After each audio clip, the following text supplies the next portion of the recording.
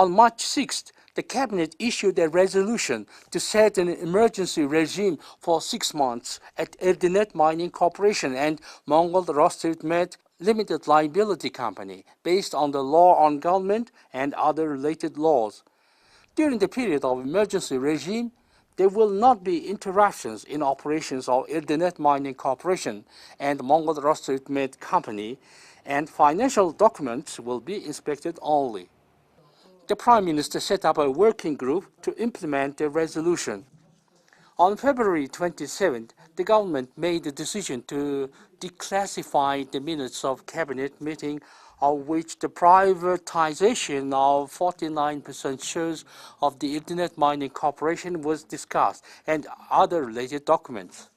Head of the Cabinet Secretariat of Government, Mr. L.Oyun-Erdene, reported that the government did not accuse a transfer of 49% shares of the Erdenet Mining Corporation into a Mongolian private company, and documents which can prove a hypothesis that the state property might be illegally purchased by state money is becoming available to the public.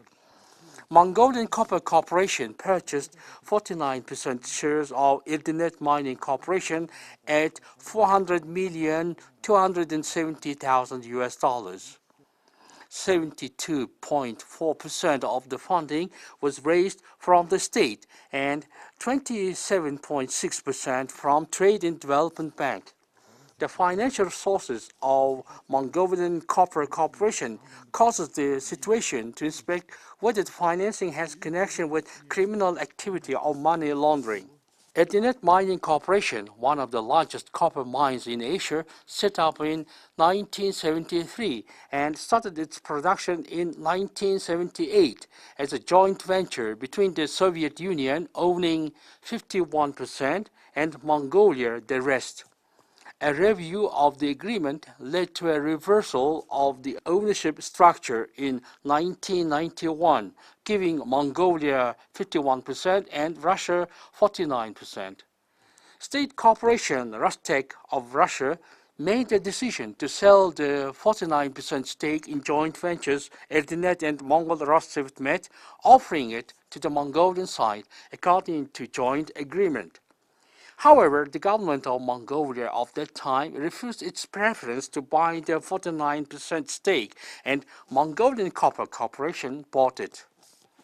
Mr. L.Oyun-Erdene gave some information concerning how Mongolian Copper Corporation raised its funding, who were owners of the companies that partnered for the deal, as well as how many transactions were made from the Bank of Mongolia, the Ministry of Finance, and the Development Bank of Mongolia, and in what ways. He also accuses the government of that time for the refusal of buying the stake, even though the facts showed that the government had sufficient source to buy it. Mr. L.Oyun-Erdene underscored that the minutes of cabinet meeting of that particular period evidenced the connection between the Trade and Development Bank and Mongolian Copper Corporation.